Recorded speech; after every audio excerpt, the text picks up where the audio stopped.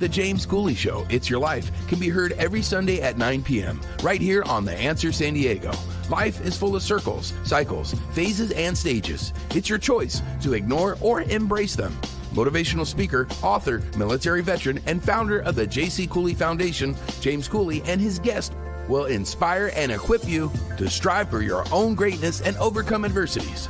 Listen to The James Cooley Show, It's Your Life, every Sunday at 9 p.m. right here on The Answer San Diego. The James Cooley Show, It's Your Life, can be heard every Sunday at 6 p.m. right here on 660 AM The Answer in Dallas-Fort Worth. Life is full of circles, cycles, phases, and stages. It's your choice to ignore them or embrace them. Motivational speaker, author, military veteran, and founder of the J.C. Cooley Foundation, James Cooley, and his guests will inspire and equip you to strive for your own greatness and overcome adversities. Listen to The James Cooley Show, It's Your Life, every Sunday at 6 p.m. right here on 660 AM The Answer in Dallas-Fort Worth. Yeah. Dr. James J.C. Cooley. The James Cooley Show.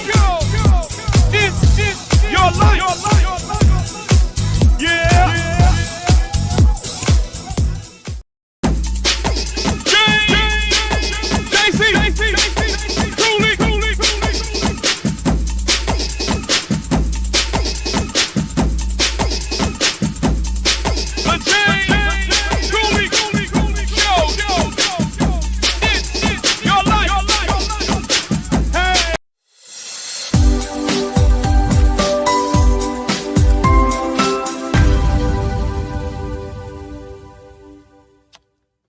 Hello, welcome to the James Cooley Show, It's Your Life. I'm your host, Dr. James J.C. Cooley. And wow, got an absolutely fantastic show coming your way today. And I tell you, this young man is going to excite us. He got a new book out. I'm not going to give it away, Michelle. I know you're looking at me strange. I'm not going to give it away, but I tell you what, hey, Todd, what I want to do is lock in all the platforms at the same time.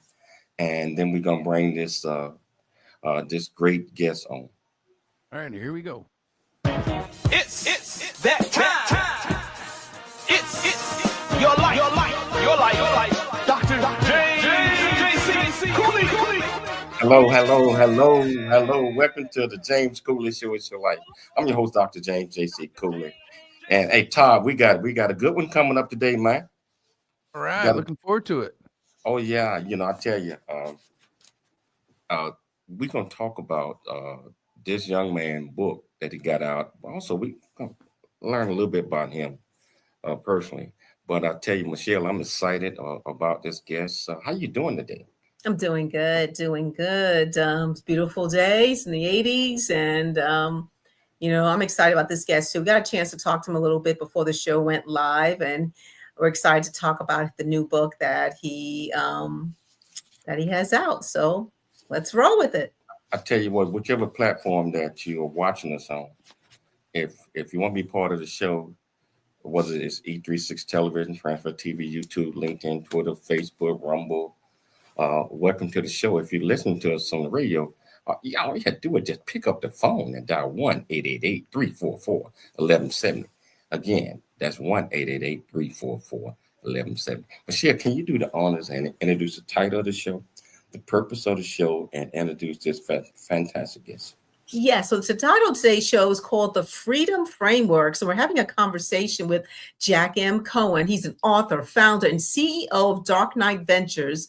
He's an Iconoclast Executive and venture capitalist. He's going to talk about 3 keys to success, 60 practical business frameworks for effective networking, productivity, and problem solving, how to master the art and science of collaboration, time management, and team leadership, strategies to invest in yourself, fueling self-reliance for true independence. And he's going to discuss many more. Again, he's the founder and CEO of Darkknight Ventures, and he has over 43 years of experience in commercial real estate finance and business leadership. He guides C-suite executives, entrepreneurs, and young professionals to accelerate growth and optimize their careers. a recipient of the CREFC Founders Award. He serves on multiple boards and advises major investment firms. He holds a master's in construction management from Stanford University. I'm interested what construction management is, but we'll ask that later. Welcome to the show, Mr. Jack M. Cohen.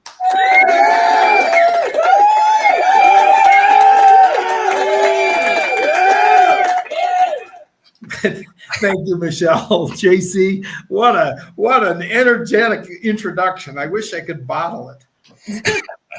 How you doing? How you doing, Jack? How you doing? I'm really good. Thanks for having me. I'm excited to be here and excited to talk about whatever you guys want to talk about, and invite your audience to ask whatever questions they want as well. If I don't know the answer, I'll make something up.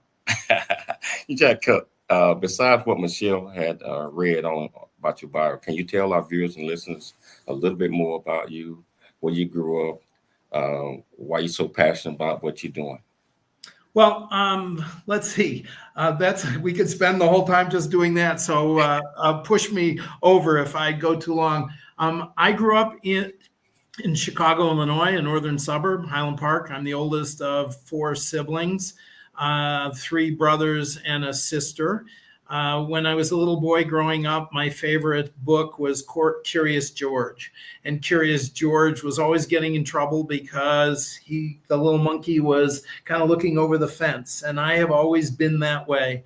And then I'm 10 years old, and the real James Bond, Sean Connery, shows up in Thunderball, and I see him fly a plane, scuba dive, black belt in the martial art. I didn't get the girl thing, but yeah, I'm just doing all these cool things, and I'm thinking I want to be like that. And so fast forward, I have become I've always had a superhero thing, and Batman was always my favorite superhero because Batman doesn't have any superpowers. What he's blessed with is intellectual and economic resources that he uses to create tools to affix to his utility belt to give him human leverage to help others. And I thought, what a really cool metaphor for a business consulting practice. I'm married. I have 4 children. I have 3 grandchildren. I live in Aspen, Colorado, and I do have a black belt. I can scuba dive. I do fly jets, and so yes, I am big on skill accumulation. Well, you took that directly from James Bond. So I did. The best, JC, the best original ideas belong to somebody else. So steal freely. And I just thought, Curious George, James Bond, Batman have all formed what I do day to day. If you had to use one adjective to describe you and your personality, what adjective would that be, and why? Energetic. I have one competitive advantage: energy. I do love people. I love interacting with people. I guess that means I'm an extrovert. But energy. I think life is a contact sport, and I believe you have to participate freely. So I energetically like to participate in whatever I'm doing. Wow. So for the people that don't know what an Iconoclast Executive and mentor capitalist, they don't know what that are. Can you explain that to them? So the word is iconoclast. An iconoclast is, for lack of a better term, one who's rebellious in the construct of societal norms. So while I value freedom mostly for me, I think I am also responsible.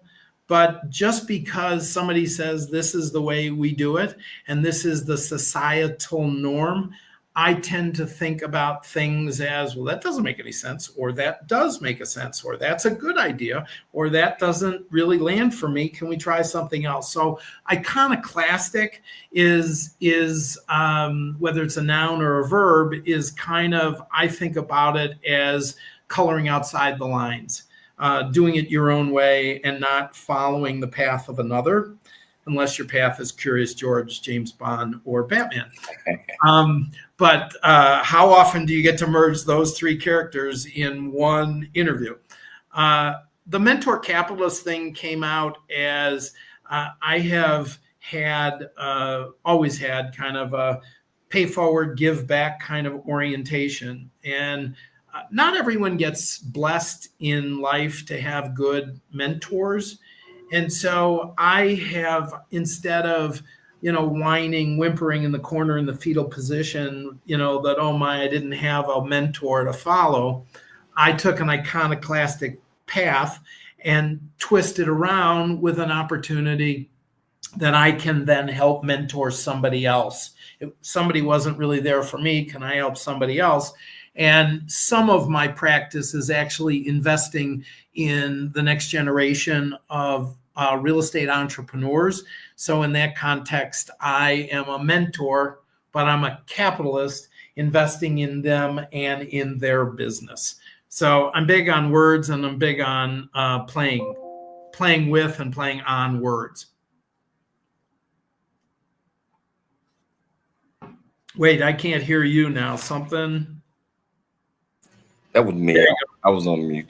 Okay. Let's talk about your new book, The Freedom Framework. How did you come up with that title? And tell our viewers and listeners a little bit about it. So freedom, again, the thing I value most in life is freedom. And so I created and protected for myself, but I also created and protected for my constituents or for people that I'm trying to help. In the past, I have done lots of industry roundtables. And I got an idea half a dozen years ago at certain industry associations to focus on young professionals. And as I would facilitate discussions, I realized about a third of their questions were about careers and career management. And I thought to myself, for the last 50 years, I've been curating frameworks that help me manage myself, others, teams, and businesses.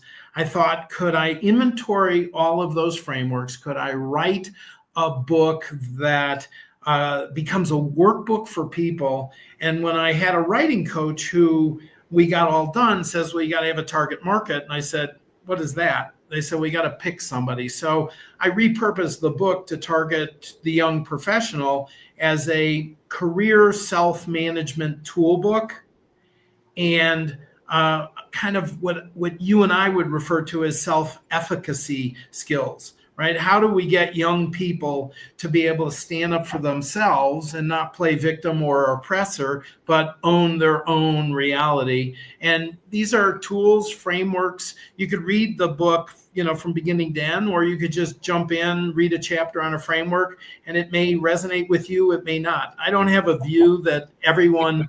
Hey Jack, hold that thought. We got to take a station break, but we're going to come back, and we're going to have a lot more, Jack. And so if you want to be part of the conversation, whichever platform that you're watching us on, let's go to it, ask any questions, or pick up the phone and dial 1-888-344-1170. It's your life, and we'll see you shortly after the break. JC Cooley. That's right. It's your life. Welcome to Viridian Christian University, where faith and learning come together to transform lives. At VCU, we believe that education is more than just academics. It's about fostering a community of growth, integrity, and purpose. Whether you're pursuing a bachelor's, master's, or doctorate, VCU offers flexible, affordable, and 100% online degree programs that cater to your busy life. Our innovative platform provides a personalized learning experience, empowering you to thrive in today's ever-evolving world. Join a global community of learners guided by an experienced faculty who are committed to your success. With VCU, you're not just earning a degree, you're preparing for a future that integrates faith, leadership, and service. Viridian Christian University, educating with purpose, transforming lives. Learn more at ViridianChristianUniversity.com. ViridianChristianUniversity.com. Listen up. It's Dr. J.C. Cooley. Yeah. It's the J. Cooley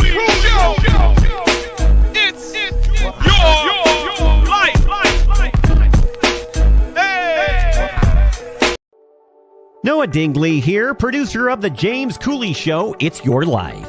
And the new audio version of James' book, Country Boy, City Boy, A Journey That Ain't Over Yet, is a must-have. James shares his true life story of struggle and success in America. It's both a cautionary tale and a roadmap to achieving the American dream. Get the new audio version of Country Boy, City Boy, A Journey That Ain't Over Yet by James Cooley on Amazon.com or wherever audiobooks are sold.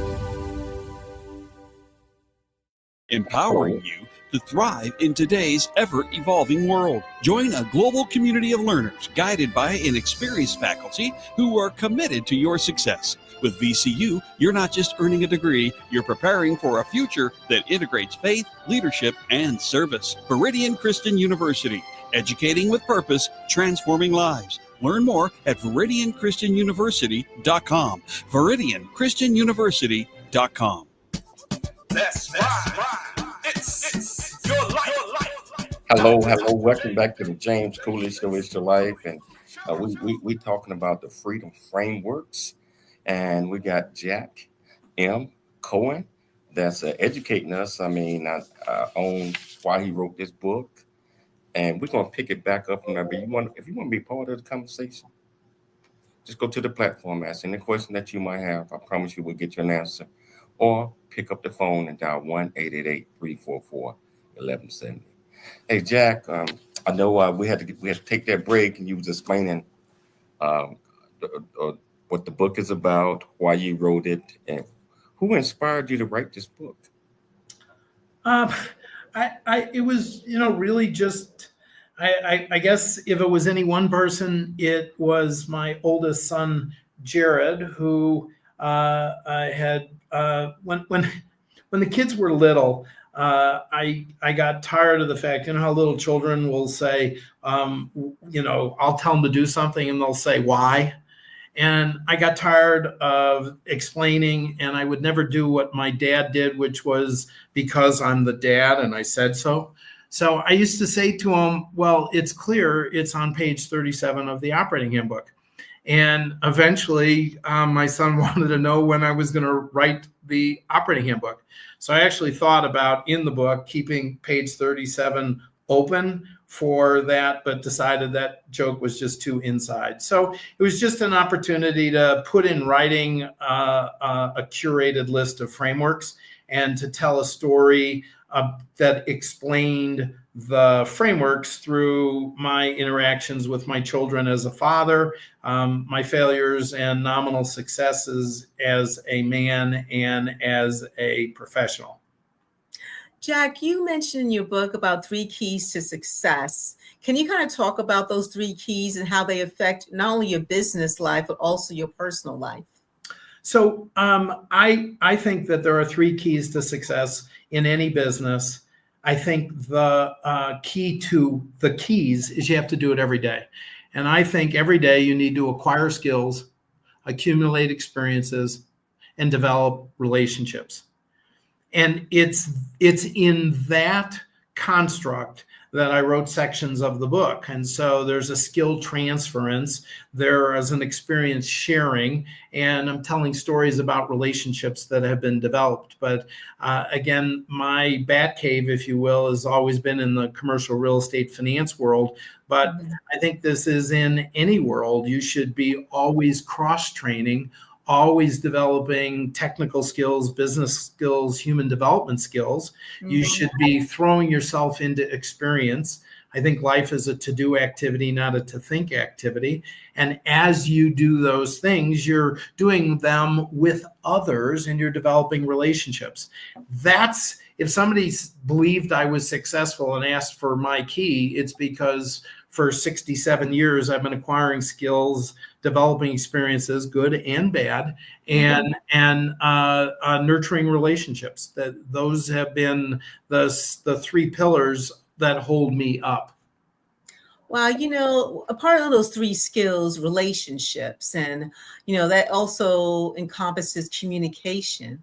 I mean, whether, whatever your role is, let's say in business, it's always good. And just tell me your thoughts on this, to learn the skills to be able to communicate, not only with your direct reports, but also senior leadership, because they can take you to another level depending on where you want to go in your career. So can you kind of talk about that, the skills, the communication skills, and also to be comfortable in your own skin so you won't be nervous based on a person's, role within the company?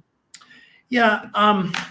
So there's a lot in the question, Michelle, and I think I'll start by communication. Somebody once told me, as articulate as I may think I might be, the key to communication is that the recipient, the listener, actually hears you. So it's important to learn to speak in a manner that your recipient can process it. I also think that you're talking about not just being heard, but collaborating.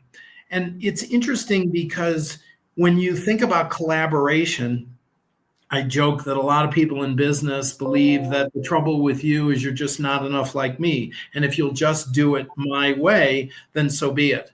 I mean, I grew up with the same DNA of three siblings and myself. I raised 4 children with my wife, and each of my kids and each of my siblings and I are all very different. That, when you go into a business, and now everyone who's been in is showing up for work, is showing up with their own DNA, their own values, beliefs, and thoughts.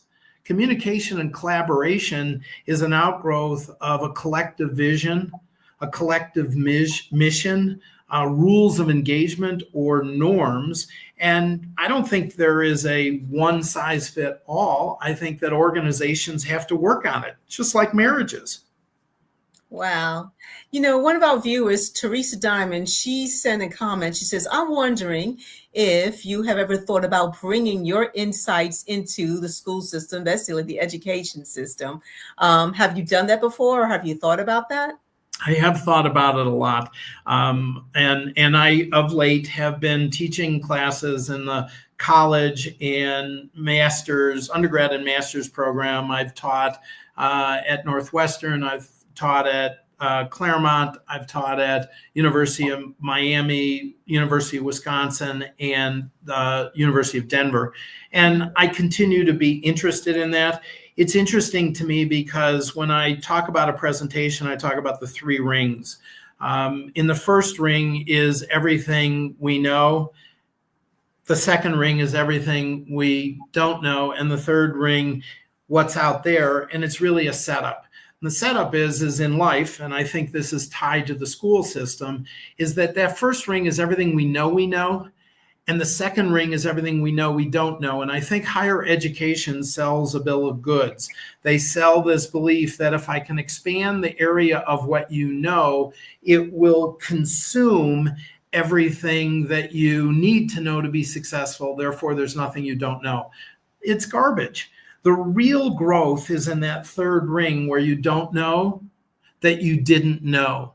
And I think the school system needs to do a better job of empowering people to ask questions, to process information, to be able to communicate their ideas, their criticisms. My generation, the generation above me, did a bad job with conflict resolution because they all just kept it within their house. My generation didn't do any better teaching our children how to resolve conflict. But the whole concept of diversity, inclusion, is that people with different perspectives should be able to communicate safely and freely their ideas and debate ideas, as opposed to siloing themselves with people that think and look just like them. I think the school, higher education, has blown that.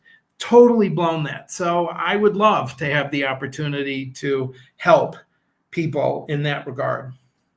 Well, let's talk about the frameworks. You have offered 60 frameworks in your book. How did you come up with those frameworks? And were there more that you wanted to put in the book, but you weren't able to? How did you come up with these frameworks in your book?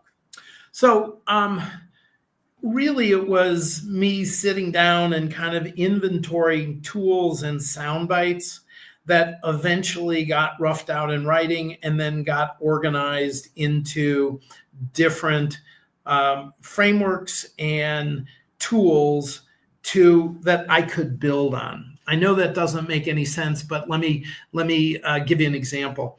I'm in middle school, right? So I'm 12, 13, 14 years old, and I'm looking around. I want to be a good student. I want to produce good results in school. And I realize I'm not a fool, but I'm also not a gifted athlete.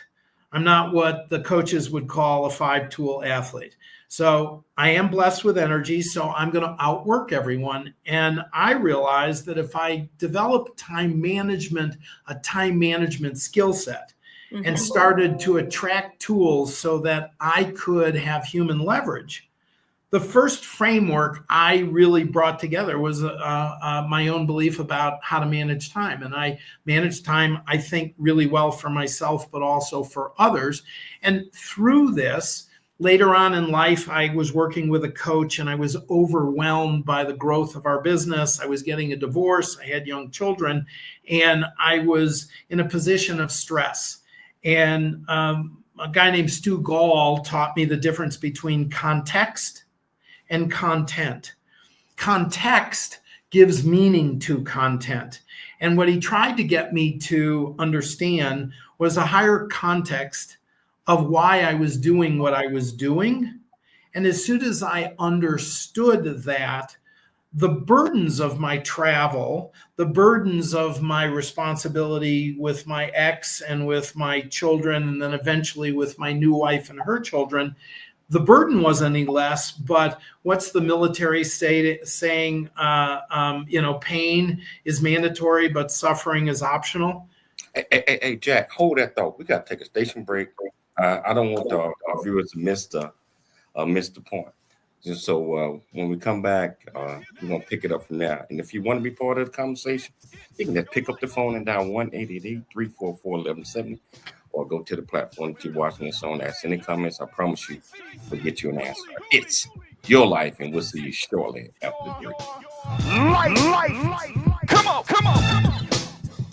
At Viridian Christian. A Black Man's Point of View is the newest Amazon.com #1 release and bestseller book from author Dr. James J.C. Cooley, featuring the perspective from 11 other contributing authors. In A Black Man's Point of View, Dr. James Cooley unpacks his thoughts and personal experiences about the challenges, stereotypes, and feelings of self-worth that many black men face today due to a 400-year ancestry rooted in slavery and colonization. Yet, how so many black men move forward despite this history. Most importantly, A Black Man's Point of View conveys that all men, regardless of race, creed, or color, are capable of love, respect, and dignity. Described as a map to a greater life from the heart of a man who's experienced life's misfortune and harsh conditions, James shows us how beliefs, convictions, and a healthy mentality can help propel a life worth living. A must-read for all. Order your copy of A Black Man's Point of View by author Dr. James J.C. Cooley today from Amazon.com or wherever books.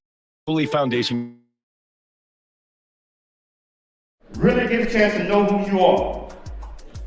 And once you know who you are, you truly know who you are, love who you are. Love who you are. You're a masterpiece. Love who you are. Love who you were born to be. Love me some me.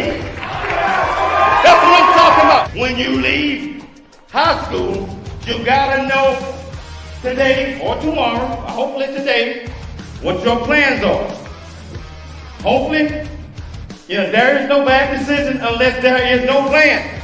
Create, collaborate, Commit with confidence. Commit with what? Commit with what? In everything that you do.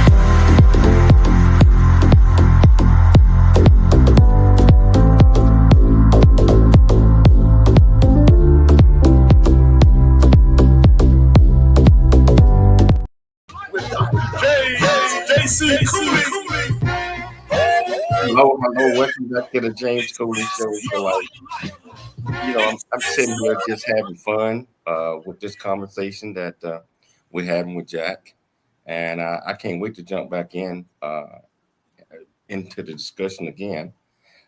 Jack, you were saying that Teresa was right. Teresa sent a note and a question out that the sooner young kids can get exposed to this kind of thinking, the better off they'll be in school and in college.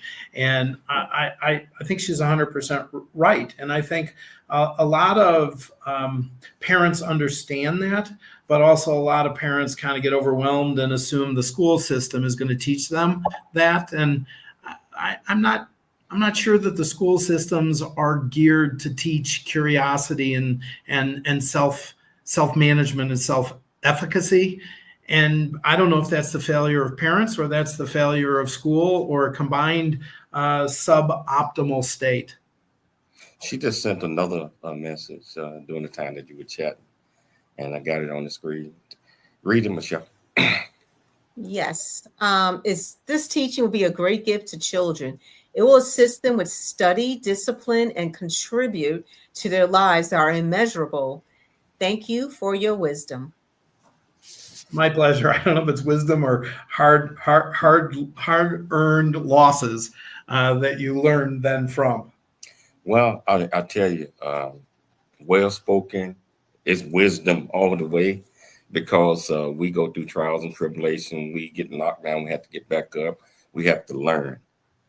So in order for us to give contributions to others, we have to have learned ourselves, because no one wants to follow a failure or a person that they don't believe in. And so with that being said, you was talking about something similar to that right before we took the break. Can you pick it up?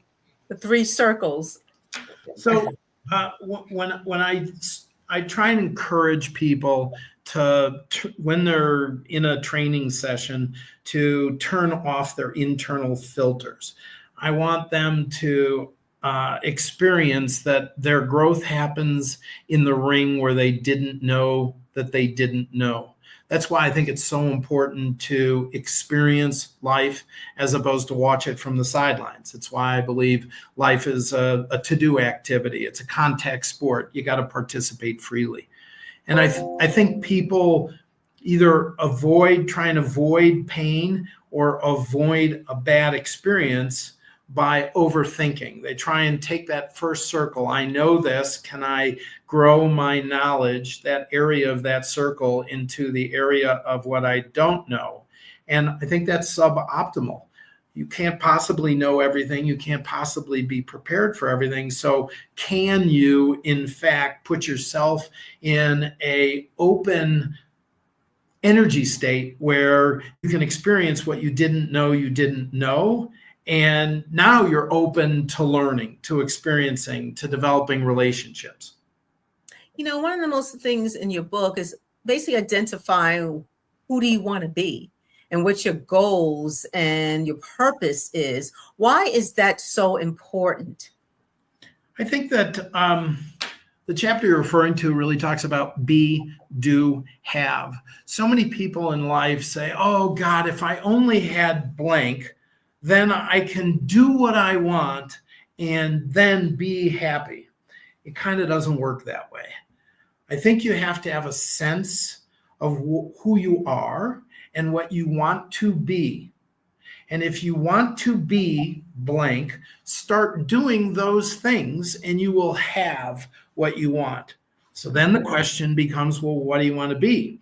And this is where I kind of lean into this whole question of experience, trial and error, right? You can course correct all you want. I have a framework in the book where I talk about beginning with the end in mind and creating pull energy. Everyone day to day is in the tyranny of the present. They're overwhelmed, doing the best they can to deal with their own current reality. That's not a place where you can strategize or plan.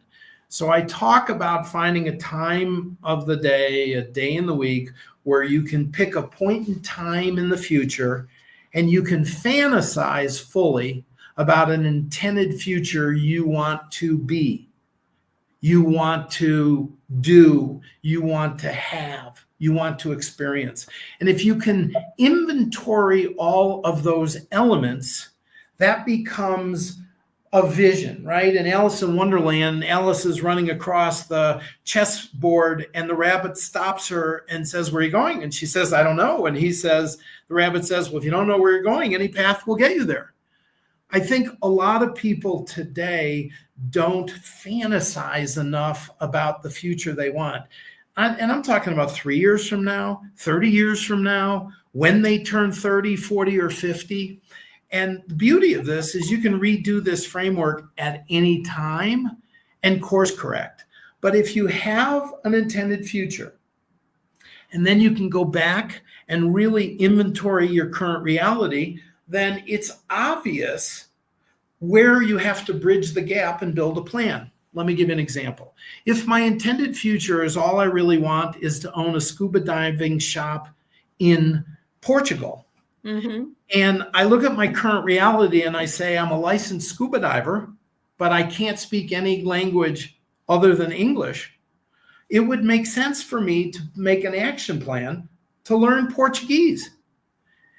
Simple example, right? And again, I don't want you to think that I was working my life off of a checklist, right? Life is understood looking backwards, but it's lived forward. But age 10, I see James Bond in Thunderball, and I see the black belt, and I see the scuba diving, and I see the flying an airplane, and these were skills I wanted. And over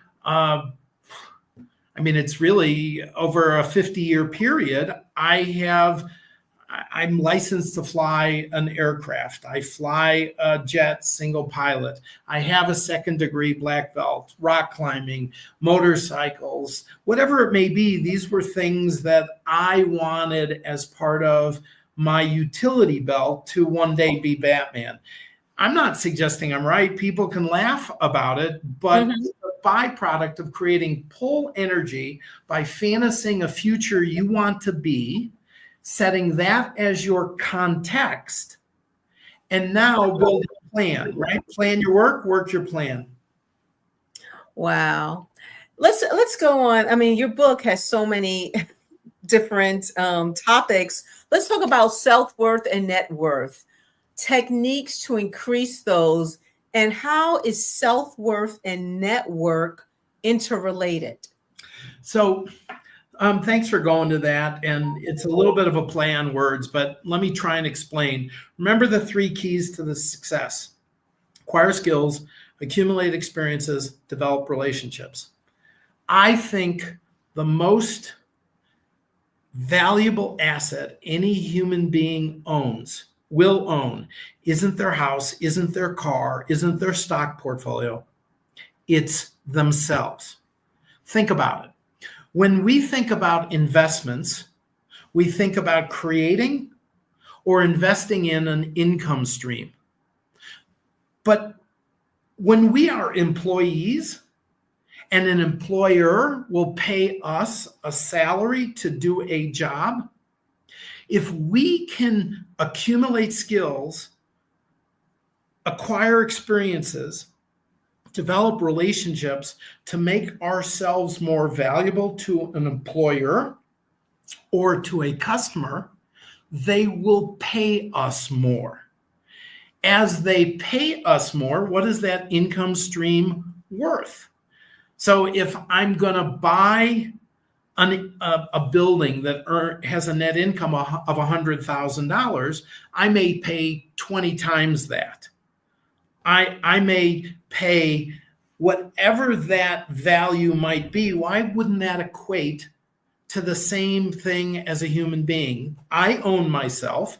If my salary can go from $100,000 to $300,000 to $500,000 or more, isn't that my capacity to earn not just valuable for me to spend money, to invest money, but as an earning asset, I have worth. I believe that's economic worth. The concept of self-worth is all these things that come together. Again, I talk about this in the book a little bit, and I fumble about it, but I'm not here to say that the higher your net worth, the higher your self-worth. Yes. I think self-worth is about a peace of mind, that you're comfortable, you're in your own shoes, that you actually like yourself.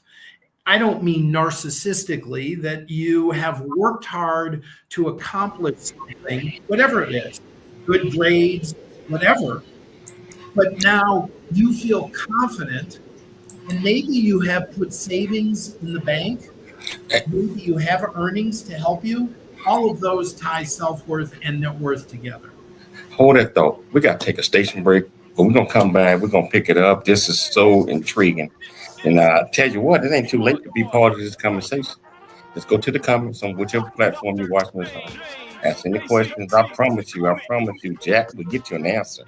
And if you want to be part of this, y'all pick up the phone and dial 1-888-344-1170. It's your life.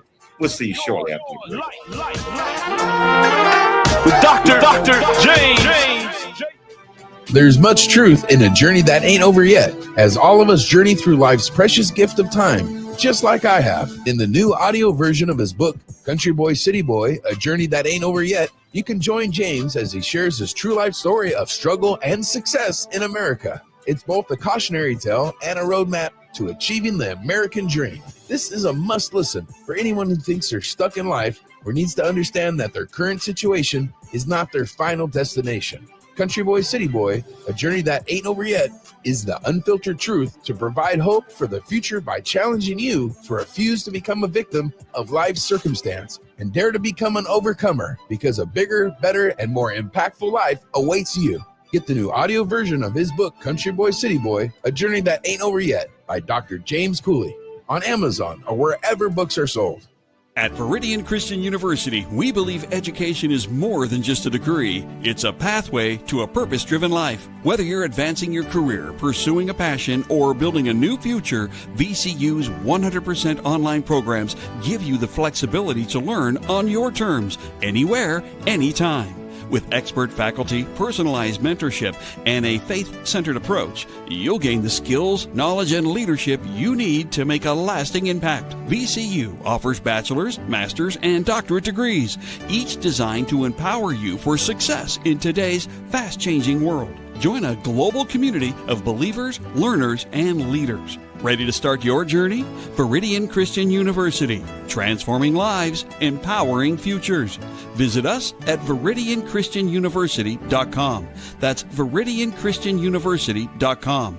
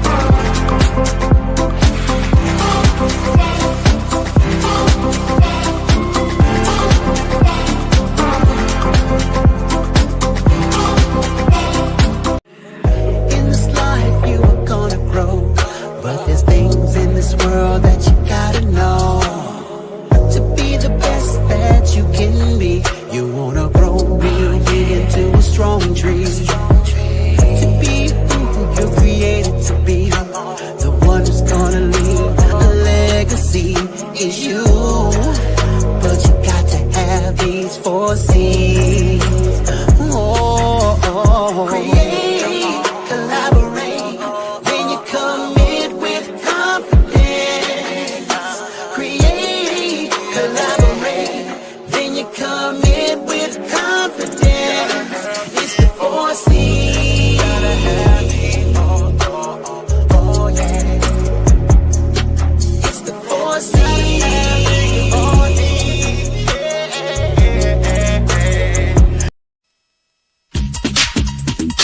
The James Cooley Show. It's your life.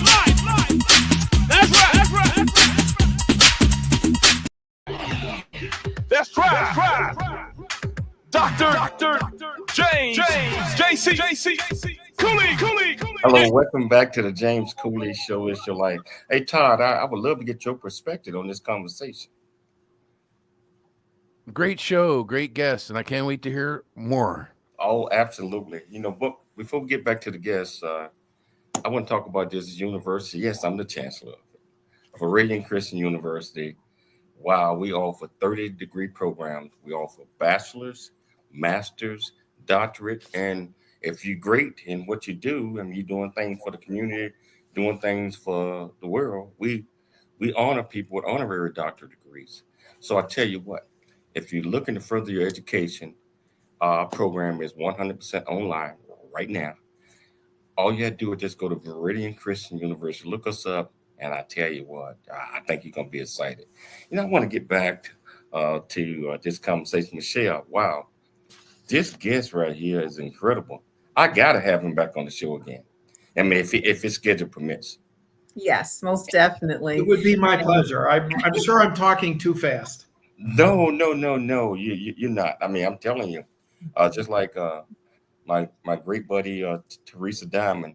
Wow, man! If this was in the schools, if this was in the communities, if this was in the churches, I think, and how would I put this?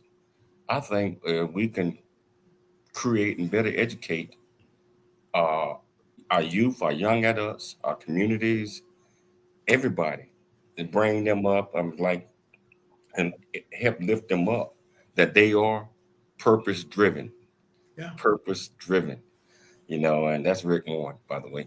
I mean, but that's so important. So I want to pick it back up with that. Michelle, you got the question. Oh, okay. I thought you were up. Okay. So collaboration. Collaboration is an important part of just, I would say, self-worth. But can you kind of define what you mean by collaboration in your book, The Freedom Frameworks? Well, hold on. Let me say something. As you saw in the last video, the 4 C's: create, collaborate, commit with confidence. And collaboration is so important, Jack, that, that's wrote a song about it, all that. But I create, collaborate, commit with confidence. And this goes along the lines of what we're talking about today. If a person follow those 4 C's or those 3 C's, all this stuff you've been talking about, the circles, that create the big C called character. What are your thoughts on that? Well, obviously, character drives them all. While I'm not educated like you as it relates to psychology or philosophy, I do believe that our beliefs and our values drive our thoughts, and our thoughts drive our actions. But I think that collaboration is as much about the leader of the team as it is anything else. I like to play with acronyms: team, TEAM, together, everyone accomplishes more. And I think that the trick for collaboration is to find common ground.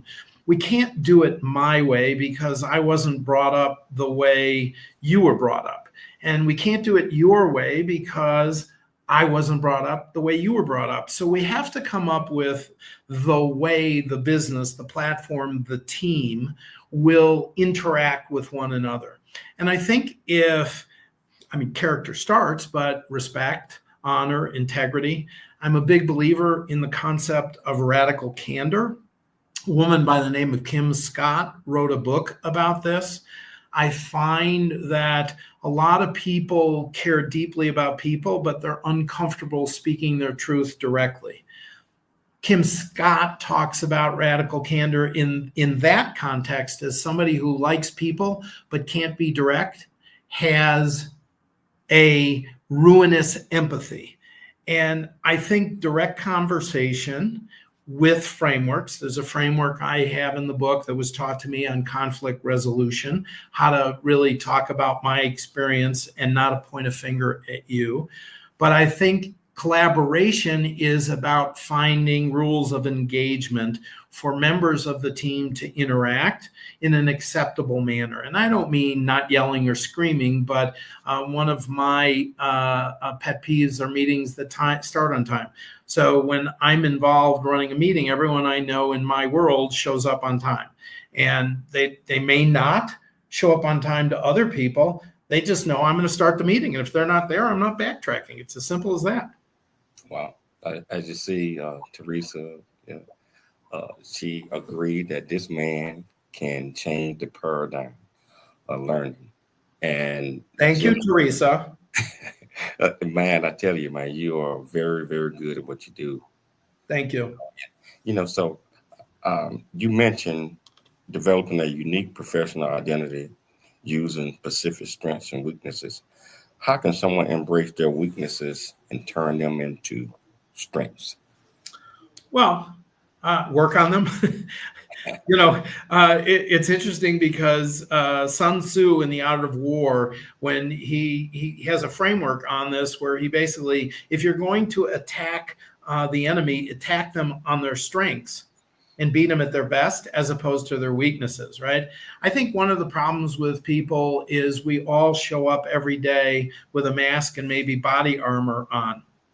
And I think that if we can be comfortable in our own skin and be willing to be part of the journey, I say to people that, bad experience basically comes from bad judgment, but you can learn from that bad experience, develop good judgment, and then have a good experience. So if fear is false expectations appearing real and fail is first attempt is learning, then what you really have to have is a self-worth, a self-confidence that there's going to be ups and downs in your life, and you just got to keep persevering. Angela Duckworth wrote a book on perseverance called Grit, and she studied students all through various ages, demographics, industries, and what she found is the people who will have the most success are the ones who will grind it out. So be a grinder. It's not flashy, but as I used to say to my son Wyatt, is that life is really hard if you only do the easy stuff, but it's easy if you're willing to buckle down and do the hard stuff. Wow, you know what? I just stole that from you. You can steal it. False expectation appearing real. I know the audience. You said, oh, okay, yeah, definitely. I tell you, how can people get a copy of your book and reach out to you if they wanted to? So it's on all the platforms, but Amazon seems to be the one that is just coming out. Shortly, next week, we're going to release an audiobook. This is fun. I explain the frameworks by stories about my children and myself. So my son Wyatt is going to be narrating the book in the audiobook. So Wyatt's going to be telling stories as me about him. If that doesn't put him into therapy, I don't know what will. So I can't wait. It's on Amazon, Barnes & Noble, Apple, whatever. It's Freedom Frameworks. And people can find me at my website is darkknightventures.net. So that's Batman, 2 Ks, ventures, plural.net. And my phone number is 312-543-5872. And I'm happy to participate to help people optimize their journey. Wow. I tell you what, we got about a minute left in the show. What are 2 takeaways that you want our viewers and our listeners to take from this great discussion? I would say, one, invest in yourself, and two is kind of find your secret sauce. I have a framework. It's not in the book, but when I teach salespeople how to stand out in a sales meeting, it's called Red Shirt. And the key to it is to find the secret sauce, right? My mother made great meatloaf. I loved it until my wife made better meatloaf. I don't know why, what secret sauce they put in it. But it was funny. I was working with a guy who ran the Southern California region for Colliers International, and we were doing this process, and we found out this guy on the weekend goes into the mountains and does search and rescue. This is a big guy.